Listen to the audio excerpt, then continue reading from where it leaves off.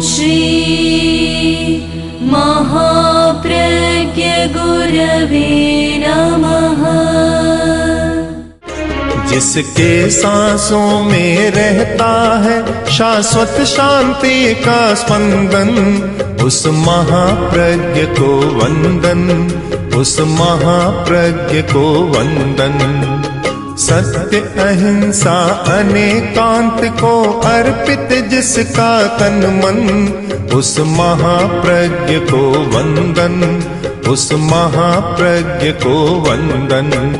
जिसके सांसों में रहता है शाश्वत शांति का स्पंदन, उस महाप्रज्ञ को वंदन, उस महाप्रज्ञ को वंदन।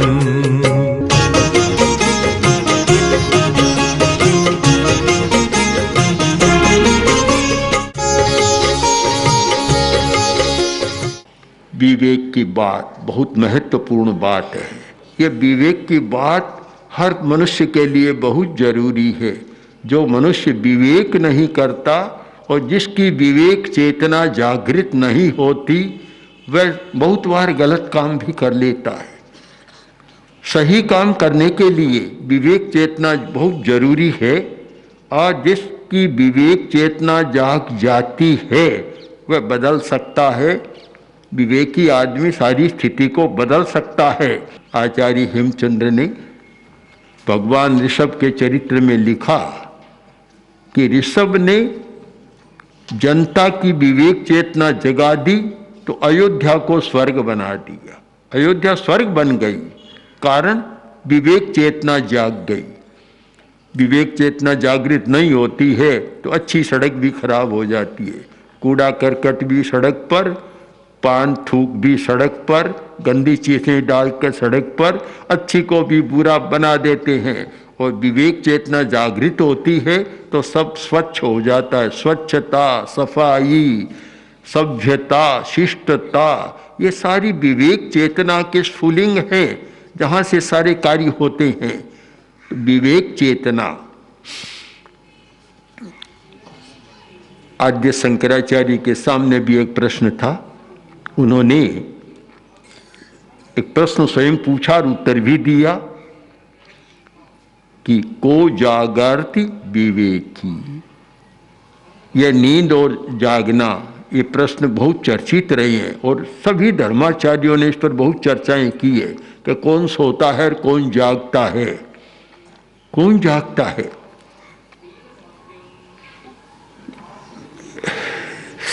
को जागर्ति, जागता कौन है? उत्तर दिया विवेकी।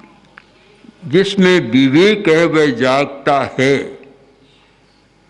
बड़ा महत्व का है। जागना केवल दिन है, प्रकाश है, आंखें खुली है, आदमी घूम रहा है, बैठा है, काम कर रहा है। हम अगर यह कहें कि आदमी जागता है तो पूरा सच नहीं होगा, अधूरी सच्चाई होगी। पूरा सच यह है कि वास्तव में वह आदमी जागता है जिसकी विवेक चेतना जागृत है। जिसकी विवेक चेतना जागृत नहीं है वह प्रकाश में भी, खुली आंखों में भी जागता नहीं है।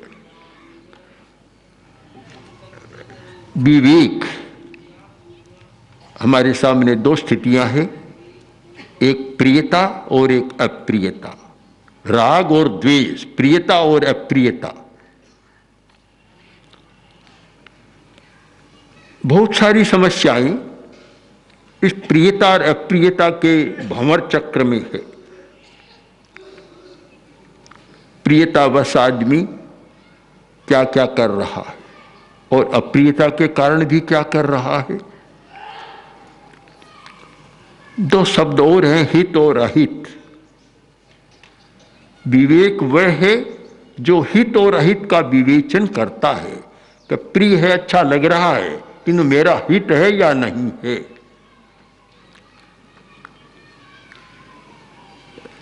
बहुत चीजें अच्छी लगती है, हितकर नहीं होती।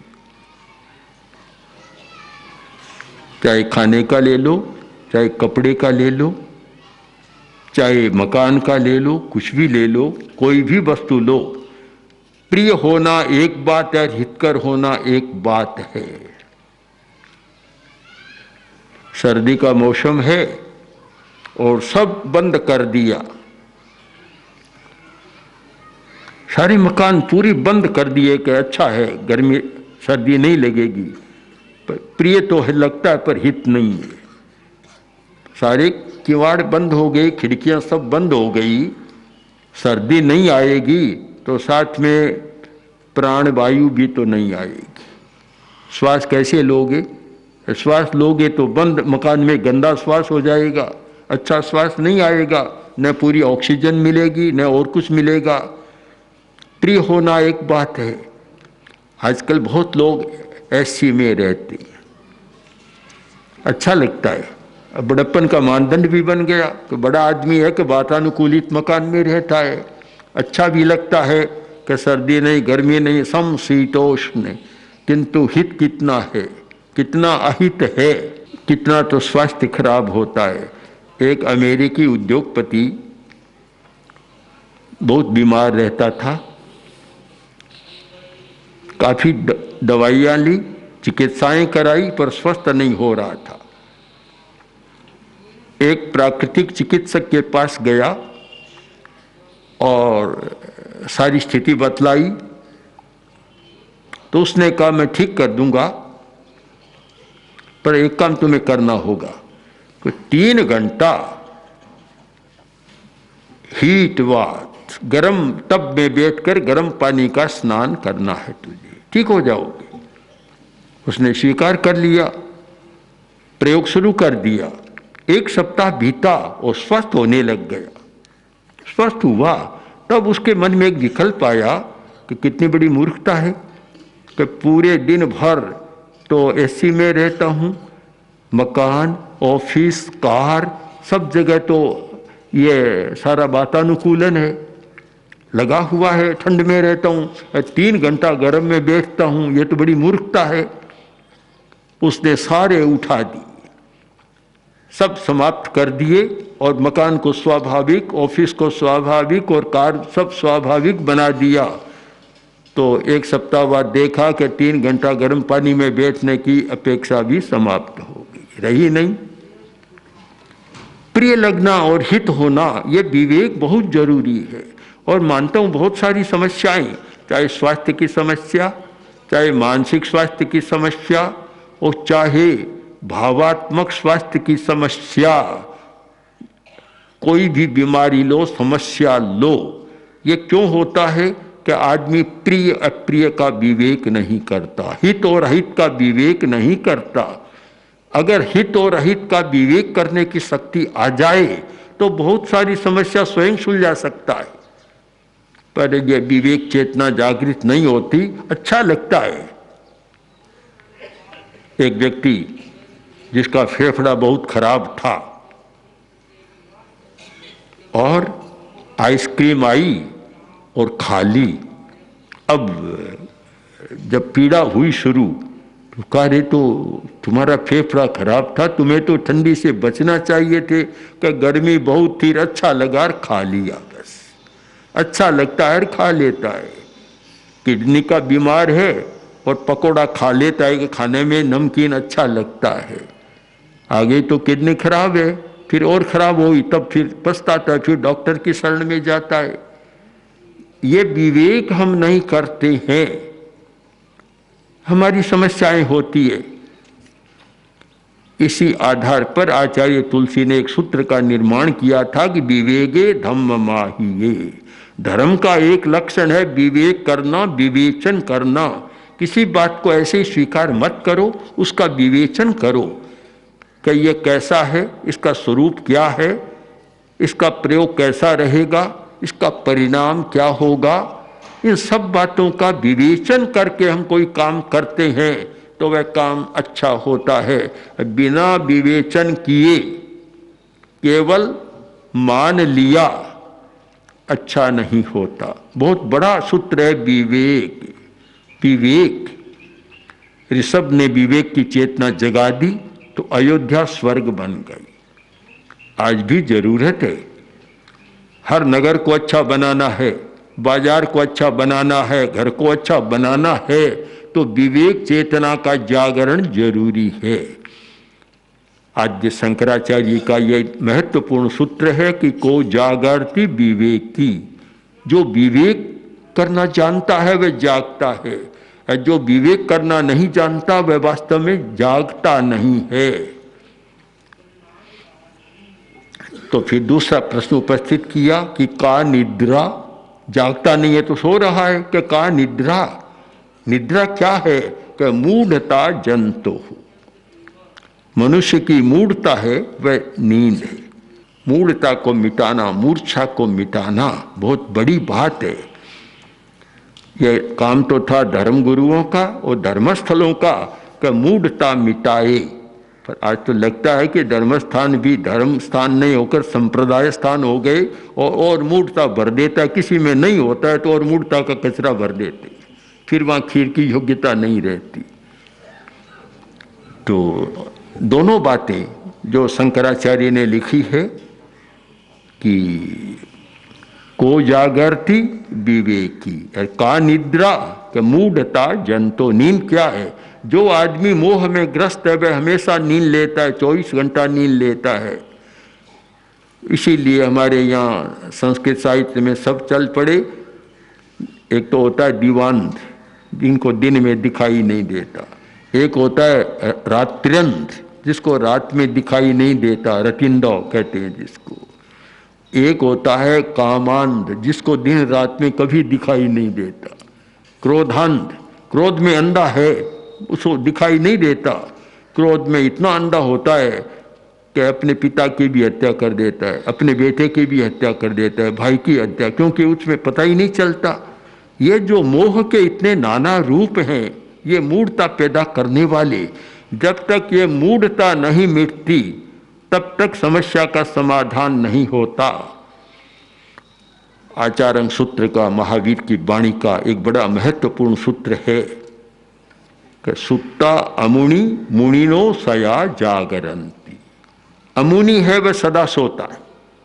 आप तुलना कर लें, जो शंकराचार्य ने कहा उसकी बात से तुलना कीजिए आप, कि सुत्ता अमुनि, 2500 वर्ष पहले का महावीर का यह संदेश है कि अमुनि है, अज्ञानी है, वह सदा सोता है। दिन में भी सोता है और रात को भी सोता है। आंख खुली है तो भी सोता है, आंख बंद है तो भी सोता है। चलता है तो भी सोता है, बैठता है तो भी सोता है। अमुनि अज्ञानी सदा सोता है, मतलब कि वह इतना मोह में रहता है कि देखता हुआ भी नहीं देख पाता। संस्कृत साहित्य के कुछ शब्द ऐसे चल रहे हैं, पश्यन्नपि न पश्यति, देखता हुआ नहीं देखता। एक आदमी तो देखता नहीं है, अन्यमनस्क है, किसी दूसरी बात में मन लगा हुआ है, वह नहीं देख रहा है। और एक देख तो रहा है पर देखता हुआ भी नहीं देखता। मोह के कारण उसे सच्चाई का पता नहीं चलता। मुनिनो सया जागरन्ति, मुनि सदा जागृत रहता है। नींद में है तो भी जागृत रहता है। बहुत लोग सपनों की नींद लेते हैं, नींद में इतने सपने लेते हैं कि सपनों में ही सपनों में रहते हैं। किंतु जो ज्ञानी है वह सदा जागृत रहता है, नींद में भी जागृत रहता है। उसकी नींद भी सुखद होती है, न कोई सपना, न कोई और कुछ भी, कोई कल्पना नहीं, बुरा नहीं। कुछ लोग तो नींद में पता नहीं क्या क्या कर लेते हैं, नींद में उठकर भाग जाते हैं, नींद में उठकर कोई काम कर लेते हैं। और एक जैन साहित्य में चर्चा है स्त्यानर्धि निद्रा, एक निद्रा का नाम है स्त्यानर्धि निद्रा। इतनी गहन नींद होती है कि नींद में उठकर चला जाता है, चोरी करके घर में आ जाता है और सो जाता है, उसको पता ही नहीं लगता कि मैं कहीं गया था। इतनी गहन नींद भी होती है। तो मुनिनो सया जागरन्ति, मुनि सदा जागृत रहता है, यानी उसका ज्ञान चक्षु सदा उद्घाटित रहता है, उसकी विवेक चेतना सदा जागृत रहती है। नींद में भी कोई गलत काम नहीं करता, विवेक चेतना उसकी जागृत रहती है। इस सारी चर्चा का सारांश है हमारी विवेक चेतना का जागरण। बहनें रसोई बनाने वाली जानती है कि चावल बनाना है तो चावल की बिनाई करती होगी, कंकड़ को अलग कर देती है, अलग निकाल देती है। ये विश्लेषण करना, ये विवेचन करना हर क्षेत्र में लागू होता है, चाहे साहित्य का क्षेत्र, धर्म का क्षेत्र, वक्तव्य का क्षेत्र, और चाहे व्यवहार में बाजार का क्षेत्र, रसोई का क्षेत्र, सब जगह विवेचन चलता है। बिना विवेक कोई काम नहीं करता। जहां विवेक नहीं होता वह समस्या होती है। एक आदमी गया और दुकान पर, और जौहरी की दुकान या कोई ये जो मणियारे होते हैं उनकी दुकान पर गया, और कुछ कांच मणि थे, बहुत चमक रहे थे, बढ़िया लग रही थी।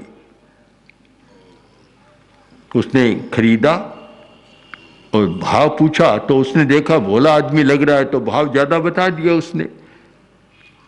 एक एक मणि का 1000 रुपया, 5 मणि खरीद लिए 5000 रुपये में। बहुत पुराने जमाने की बात, कितना मूल्य था।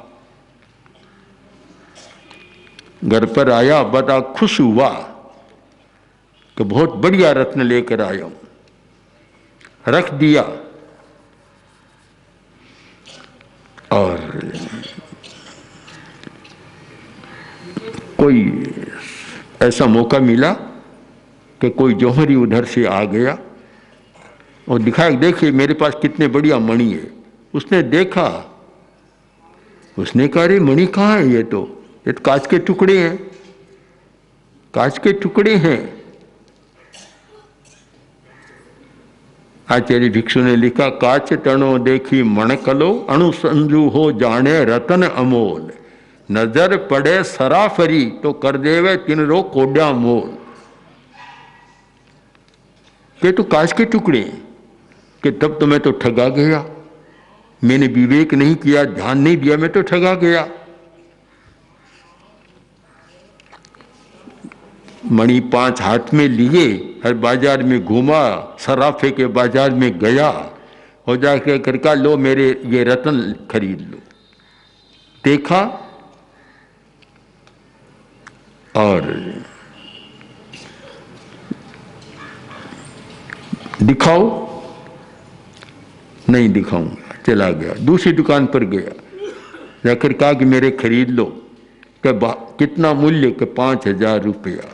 दिखाओ? के दिखाऊंगा नहीं। अरे परीक्षा करो? कि नहीं, मैंने ऐसे ही लिया है, तुम भी ऐसे ही ले लो। तब उसने कहा कि मैं तेरे जैसा मूर्ख नहीं हो जो बिना परीक्षा किए ले लूं। जो बिना परीक्षा किए, बिना विवेचन किए जैसे कि तैसे स्वीकार कर लेता है, वह विवेक नहीं होता। जहाँ विवेक नहीं होता उसका परिणाम भी अच्छा नहीं होता। हम कोई भी काम करें, चाहे धर्म की आराधना करें तो विवेक पूर्वक करें। तपस्या बहुत अच्छी मानी जाती है, पर बिना विवेक तपस्या भी हानिकारक हो जाती है, हानिकारक होती है। बहुत लोग बिना विवेक किए तपस्या करते हैं, फिर इतने बीमार हो जाते हैं, जीवन भर बीमारी भुगतनी पड़ती है।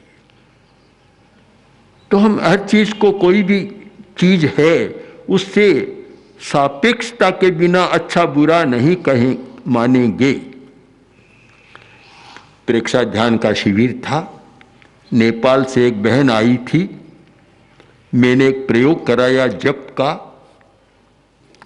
अच्छा लगा, वह चली गई।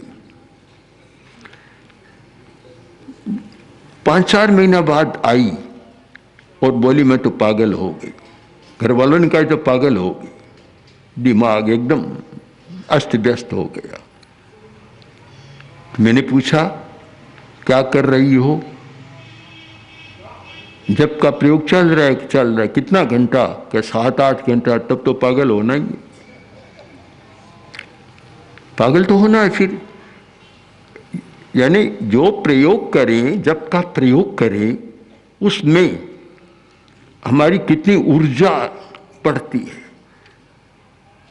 अब ऊर्जा को संभाल न सके तो वह स्थिति बनती है कि वायर तो कमजोर और वोल्टेज आ गया ज़्यादा तो फ्यूज होना है। फिर धर्म करने में भी विवेक है कि हम कब क्या कितना करें जिससे कि शरीर की हानि न हो, मन की हानि न हो। तो मैंने कहा 5-7 घंटा में तो इतनी ऊर्जा बढ़ जाती है, उस ऊर्जा को चैनलाइज करने के लिए तुम्हारे पास कोई साधन नहीं है तो वह ऊर्जा तो तुम्हें पागल बनाएगी, निश्चित बात है। चाहे योग के प्रयोग हैं, आसन है, प्राणायाम है, कोई भी करे तो विवेक के साथ करे, बिना विवेक करे। इतना प्रयोग कर लिया, हार्ट का तो मरीज है और श्वास को रोक लिया तो उसको तो मरना ही है, फिर बीमार होना ही है। अच्छी से अच्छी क्रिया हो उसके साथ भी विवेक जरूरी है कि कितने समय तक, कब क्या, कितने समय तक करना चाहिए। जैन आचार्यों ने जो 4 दृष्टियां दी इतनी महत्वपूर्ण है कि दब्बवो, खेतवो, कालवो, भाववो, द्रव्य, क्षेत्र, काल, भाव, इन सब का विवेक करना चाहिए। हम विवेक किए बिना एक लकीर को मानते चलें, अच्छा नहीं होता। हमारा विवेक बहुत जरूरी है। इसलिए सब लोग चिंतन करें कि राग, द्वेष, प्रियता, अप्रियता और हित और अहित, इन सब का विवेचन कर और हम जो आचरण करें बहुत अच्छी बात है। अन्यथा उसमें हानि भी हो सकती है। तपस्या से भी हानि हो सकती है, जप से भी हानि हो सकती है, ध्यान से भी हानि हो सकती है। जितने मोक्ष के साधन है उनसे हानि भी हो सकती है, कारण कि विवेक के साथ नहीं किया जा रहा है। उनसे लाभ भी हो सकता है विवेक के साथ किया जाए। जैसे ये धर्म क्षेत्र की बात है, वैसे ही व्यवहार क्षेत्र की बात है। खान पान, रहन सहन, जीवन शैली अगर विवेक पूर्ण नहीं है तो हानि होती है। आजकल कपड़े, एक सूती कपड़ा था जो स्वास्थ्य के लिए कितना अनुकूल था, और आजकल कृत्रिम धागों के कितने कपड़े, कितनी साड़ियाँ चल पड़ी। शायद दिखने में लगती होगी कि बहुत अच्छी लगती हूँ, पर पता नहीं औरों को अच्छी लगती है, तुम्हारे शरीर को क्या लगती है यह नहीं सोचा जाता। शरीर के लिए तो बहुत हानिकर है, बहुत हानिकर है शरीर के लिए। पर एक विवेचन नहीं होता तब हर बात को स्वीकार कर एक फैशन का रूप और नया रूप दे देते हैं। यह नहीं सोचा जाता कि कितना अच्छा है। यह शायद पान पराग जर्दा खाने में अच्छा लगता होगा, पर यह नहीं कि जब ये हार्ट की, किडनी की बीमारी या ये जो कैंसर जैसी बीमारी होगी तब कितना अच्छा लगेगा। एक बड़ा महत्वपूर्ण सूत्र है कि प्रियता अप्रियता में अटको मत, विवेक करो। विवेक, प्रियता इतना कि जहाँ विवेक कहता है कि भाई इतनी सीमा तक तो ठीक है तुम्हारी, आगे सीमा नहीं बढ़नी चाहिए। आज ये सारी जो मुक्त भोग की बात चल पड़ी, आधार क्या है कि बस प्रियता को महत्व दे दिया कि अच्छा लग रहा है, परिणाम क्या होगा इसका विवेचन नहीं किया गया। तो इसलिए बड़ा एक सुंदर सूत्र है, बहुत छोटे में आचार्य का वाक्य और शंकराचार्य का वाक्य, को जागर्ति विवेकी का निद्रा मूढ़ता जंतो। आप आचार्य सूत्र के वाक्य को पढ़ें कि अमुणी सुत्ता, अमुणी अज्ञानी अविवेकी सदा सोता रहता है, जिसमें विवेक नहीं वह 24 घंटा नींद लेता रहता है। और जागृति कौन जागता है कि मुनिनो सया जागरंती। यह विवेक का, यह ज्ञानी का चित्र हमारे सामने रहे। नींद और जागरण का यह एक नया कंसेप्ट, यह जो आध्यात्मिक प्रकल्प है, अभ्युपगम है, हमारे सामने रहे तो शायद हर आदमी बहुत सारी समस्याओं से बच सकता है और अपने स्वास्थ्य को भी, अपने मानसिकता को भी और अपनी भावात्मक, जो सबसे बड़ी बात है, भावात्मक शुद्धि को बनाए रख सकता है। और उसकी जीवन शैली अच्छी, उसका जीना भी अच्छा, उसका मरण भी समाधि मरण होता है और वह आनंद के साथ जीवन यात्रा को चलाता है। इसलिए आप मूर्खता और मूढ़ता के भेद को समझें, प्रियता और अप्रियता और हित और अहित के भेद का विवेचन करते रहें, तो आपकी जीवन यात्रा बहुत सुखद और आनंद के साथ चलेगी और अंतिम समय भी आपको पछताना नहीं पड़ेगा, कब क्या हो गया, कुछ नहीं होगा। बड़े आनंद के साथ जीवन यात्रा संपन्न होती है और आदमी बस छोड़ जाता है, जो उदाहरण बनता है दूसरों के लिए भी अनुकरणीय होता है। इसलिए विवेक 3 अक्षरों को हमेशा सामने रखें तो सब कुछ श्रेय ही श्रेय होगा। ओम आरहत।